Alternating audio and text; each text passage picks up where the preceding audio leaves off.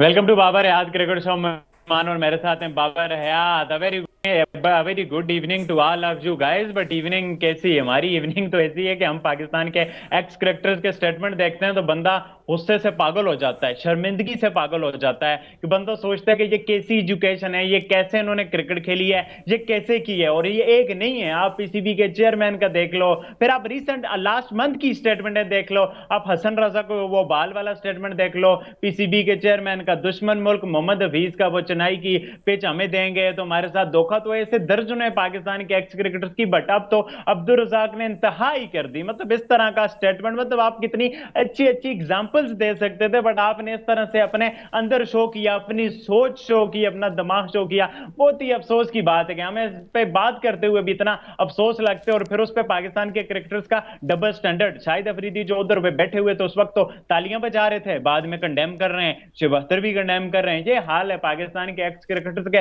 जितने double standards हैं वो आपको कहीं नहीं मिले। अब्दुल रजाक के बारे में बात करेंगे स्टेटमेंट के, और उसके अलावा Rohit Sharma, the Ro super hitman Sharma ने प्रेस कॉन्फ्रेंस की है। बड़ी नर्वसनेस है हमें भी बिफोर सेमीफाइनल के भाई, और न्यूजीलैंड को देख के ज्यादा है। मतलब टीम इंडिया पे कॉन्फिडेंस, ट्रस्ट और भरोसा तो है, बट न्यूजीलैंड को देख के जो है ना थोड़ी सी नर्वसनेस भी है। तो उस पर रोहित शर्मा ने काफी सारे बातें की हैं, टीम एनवायरनमेंट के बारे में बात की है, प्लेइंग 11 के बारे में बात की है, कैप्टनसी के बारे में बात की है, फील्डिंग का मेडल है जो उस हवाले से बात की है, फिर धर्मशाला में जो एक्टिविटीज हुई हैं उस बारे में बात की है। तो काफी कुछ उन्होंने बात की है, उस बारे में भी आप लोगों के साथ बात करेंगे। आप लोगों को वीडियो अच्छी लगे तो चैनल को सब्सक्राइब करके बेल आइकन पे क्लिक करना। बाबर भाई, कहाँ से शुरू करें? अब्दुल रजाक वाली बात को तो जितना बंदा कंडेम करे उतना ही अच्छा है। मतलब कि अब पाकिस्तान के एक्स क्रिकेटर, ये एक चैन है बाबर भाई, दो तीन एक्स क्रिकेटर्स को छोड़ के तो बाकी का तो सबका एजुकेशन लेवल पस्ती वाला है, मतलब जीरो से भी नीचे परसेंट वाला है कि बंदा इनको मतलब क्या बताए। मतलब लोगों के एक्स क्रिकेटर्स होते हैं, बंदा उनसे सीखता है। जैसे इंडिया के जो, चलो वो मजाक भी उड़ाते हैं, थोड़ा फन वाला होता है,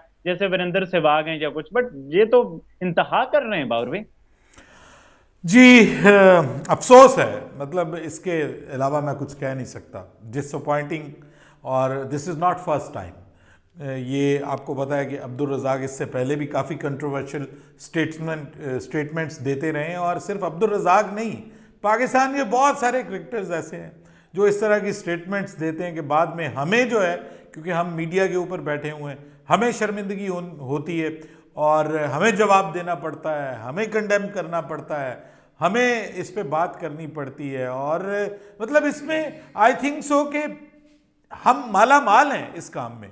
यानी जो बदतमीज क्रिकेटर्स हैं अगर मैं कहूं कि उसमें हमारा मुल्क माला माल है तो बिल्कुल गलत नहीं होगा यार। ये मतलब कहां से बात कर दी है अब्दुल रज़ाक ने, without any logic, without any sense. कुछ तो बंदे को ख्याल करना चाहिए कि मैं एक जगह पे इतने बड़े मजमे के साथ जो है वो बात कर रहा हूँ, उनको एक एक वीवीआईपी के तौर पे मैं बात कर रहा हूँ, एक सेलिब्रिटी के तौर पे मैं बात कर रहा हूँ, तो मुझे क्या बोलना चाहिए, क्या नहीं बोलना चाहिए। वहाँ पे खवातीन भी बैठी हुई हैं, वहाँ पे मर्द भी बैठे हुए हैं, बच्चे भी होंगे ऑब्वियसली। वहाँ पे इस तरह की बात करना, और फिर भाई वाई ऐश्वर्या राय, मतलब आपको सिर्फ ऐश्वर्या राय ही मिली है, उसके ऊपर ही आपने ये बात करनी है। तो मतलब इससे रेलिवेंट आप बहुत सारी मिसालें दे सकते थे। मतलब आप ये भी कह सकते कि नीम का पेड़ लगा के आप चाहेंगे कि अगर उसके ऊपर अंगूर लगें, तो ये तो पॉसिबल नहीं है, ठीक है ना। यानी नीयत का आप इंटेंट की बात कर रहे हैं ना, कि इंटेंट नहीं है, नीयत नहीं है, फला नहीं। अरे भाई, मुझे तो आपकी नीयत खराब लग रही है। आपकी नीयत मुझे ऐश्वर्या राय पे खराब लग रही है, जो आपने इस किस्म की बात की है कि जी ऐश्वर्या राय से आप शादी करेंगे तो उसके बाद जो बच्चे पैदा होंगे वो नेक पाक तो हो नहीं सकते। अरे भाई, ये क्या मतलब, आप साबित क्या करना चाहते हैं, और ये इसकी गारंटी क्या है? मतलब जो नेकी का मेयार आपके नजदीक है, क्या वही नेकी का मेयार है? मतलब ये किसी को बगैर उसकी इजाजत के, देखिए ये आपका दीन इजाजत नहीं देता कि आप किसी खातून को बगैर उसकी इजाजत के मजमे के अंदर बदनाम करें। उसका मैरिड मामला खातून रब के जिसकी साथ, बेटी भी है। और वो मैरिड है, उसकी अपनी एक फैमिली है, उसका हस्बैंड है, उसकी बेटी है। मतलब रिस्पेक्ट करनी चाहिए सबकी यार। ह्यूमन तो है ना हम, मुसलमान, हिंदू, सिख, ईसाई बाद में है, सबसे पहले हम इंसान हैं। तो इंसानियत की इज्जत करनी ज़रूरी है, और इंसानियत में कोई भी मज़हब है उसमें खातून की इज्जत है, भले वो उसका जो भी मामला है, मतलब वो उसकी अपनी एक लाइफ है, आप उसको अपने पर्सनल मामले में जो मर्जी समझते हैं, लेकिन आप इस तरह से पब्लिक के अंदर आप एक उसका नाम लेके उसको एक लाफिंग स्टेक बना रहे हैं उसको, मतलब ये तो मेरी समझ से बालातर है। और ये साहब जो है इस तरह की हरकतें पहले भी करते रहे, आपको पता है निदा डार के बारे में भी इन्होंने बात की थी और उसको कहा था कि आपके हाथों से देख के लगता है कि आपके अंदर खवातीन वाली कोई चीज़ नहीं है, मर्दाना जो है वो आपके अंदर क्रिकेटर्स, जो वेमेन क्रिकेटर्स हैं उनके अंदर मर्दाना खूबियाँ आनी शुरू हो जाती हैं। तो ये उन्होंने उस वक्त बात की थी। फिर उसके बाद आपको पता है कि वो अपने चक्रों के बारे में भी आपने भी इस पर बात की, बताया मुझे कि वो किसी स्टेज डांसर के साथ उनका चक्कर रहा है पाकिस्तान, ये जो शादी से खुद पहले एडमिट करते हैं। खुद एडमिट करते हैं मेरा उसके साथ चक्कर रहा है। तो बस अगर उसके साथ शादी होती तो उसमें से क्या पैदा होना था फिर, जिसके साथ आपका चक्कर रहा है। तो ये जो सिचुएशन है भाई देखिए, माफ़ कीजिए मैं माजरत खा हूं, मैंने ये बात की है, मुझे भी उनके बारे में बात नहीं करनी चाहिए, किसी स्टेज डांसर के हवाले से बात नहीं करनी चाहिए, किसी के हवाले से। ये उनका ज़ाती मामला है और रब का मामला है, मेरा नहीं है। मैं कहूँ कि जी मैं कोई बहुत नेक आदमी हूँ, बड़ा बुजुर्ग आदमी हूँ और मेरे ये और वो, मेरा मामला मेरे अल्लाह के साथ, उनका मामला उनके अल्लाह के साथ। तो ये जो बात करनी है भाई, हर बंदे का अपने रब के साथ एक रिश्ता है, एक ताल्लुक है। आपको पता, क्या पता कोई बंदा जो है वो अपने रब के नज़दीक कितना इंपॉर्टेंट है, कितनी वैल्यू रखता है। तो ये जो बात करना कि जी वो उसके साथ शादी करोगे तो जो बच्चा पैदा होगा वो ये तो नहीं हो सकता, ये तो स्टूपिड है, नथिंग लेस देन स्टूपिड। इस पे उसको खुद एक्सक्यूज करना चाहिए, माफी मांगनी चाहिए कि आप किसी के घर के अंदर घुस गए, और सिर्फ घर के अंदर नहीं घुसे, आपने उसकी शादी भी करवा दी, उसके बच्चे भी पैदा करवा दिए और उन बच्चों का यह भी बता दिया कि वो नेक नहीं होंगे। अरे भाई तू कौन है,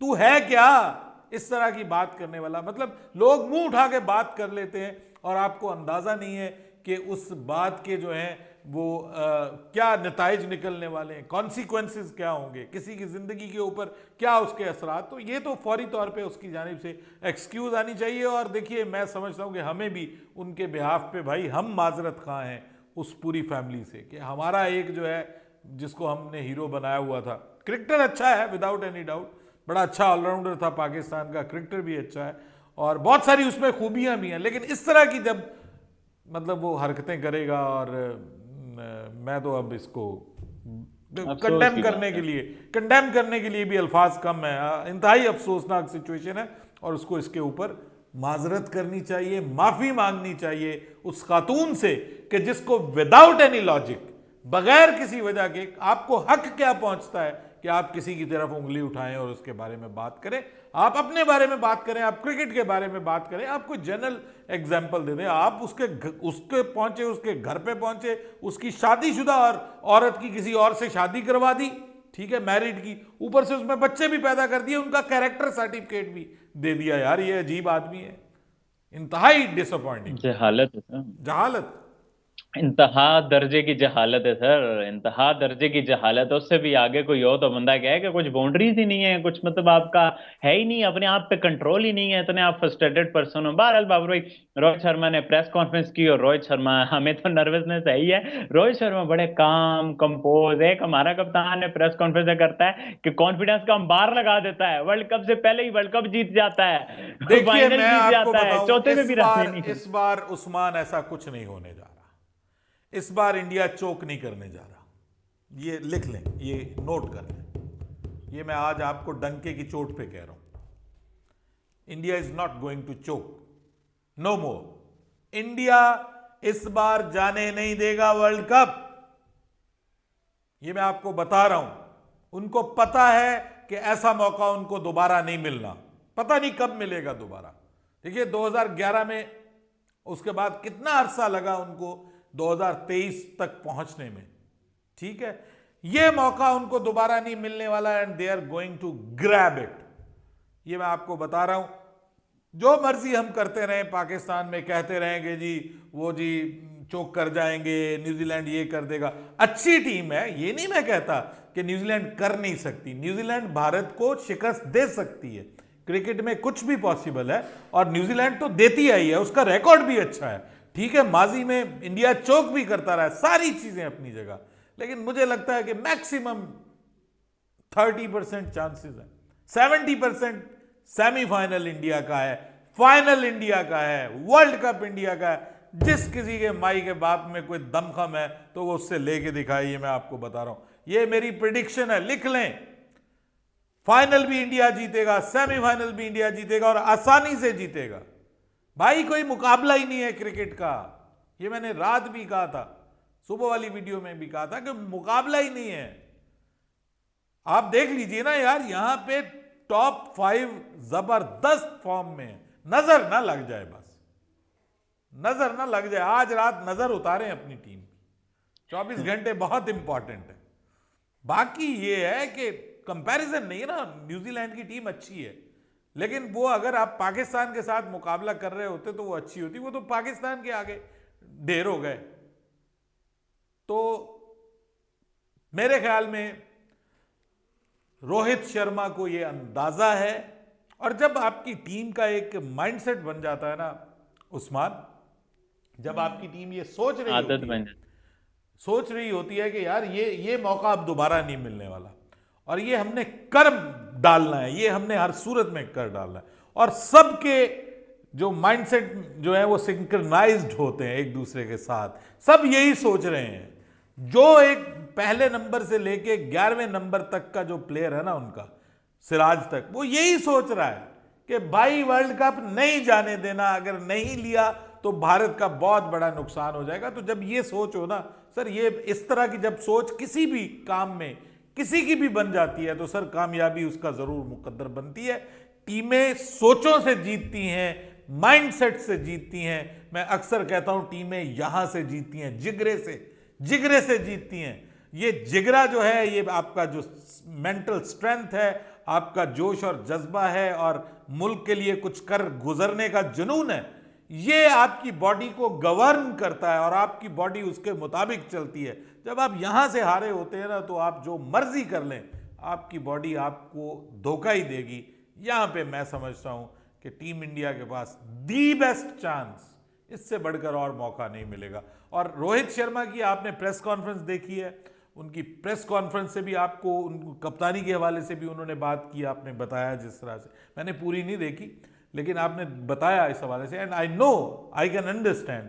रोहित शर्मा अपने कैरियर के बेस्ट एवर फेज में है as a captain, not as a batter वो इससे 2019 में बहुत अच्छे फेज में था, आपको पता है, उसने सेंचुरियों के अंबार लगाया था तब। लेकिन एज अ कैप्टन इतना कंपोज्ड, इतना परफेक्ट, इतना क्लियर कि उसको क्या करना है क्या नहीं करना, एक एक चीज उसके फिंगर टिप्स पे होती है यार। इससे बढ़कर वो एक कंप्यूटराइज्ड माइंडसेट के साथ चल रहा है, और इससे बेहतर कप्तान कोई हो नहीं सकता इस वक्त भारत का। आई थिंक सो, उसने प्रूव किया है पिछले 9 मैचों में, एंड आई थिंक 10वां भी उन्हीं का है। बिल्कुल सर, देखते हैं, बस दुआएं टीम इंडिया के साथ है हमारी, और इसमें तो कोई शक नहीं है, एक अच्छा गेम देखने को मिलेगा। न्यूजीलैंड का कॉन्फिडेंस बड़ा डाउन है, जाहिर सी बात है, जो later part of the world cup उन्होंने खेला है। बहरहाल यार, आप लोग बताओ, आप लोगों का क्या पॉइंट ऑफ व्यू है अब्दुल रज़ाक की जो स्टेटमेंट है उस बारे में, फिर रोहित शर्मा ने जो प्रेस कॉन्फ्रेंस की उस बारे में अपना पॉइंट ऑफ व्यू लाजमी नीचे कमेंट करके बताना। वीडियो अच्छी लगे तो चैनल को सब्सक्राइब करके बेल आइकन पे क्लिक करना। इंशाल्लाह नेक्स्ट वीडियो में आप लोगों से मुलाकात होती है, तब तक के लिए अल्लाह हाफिज। अल्लाह हाफिज।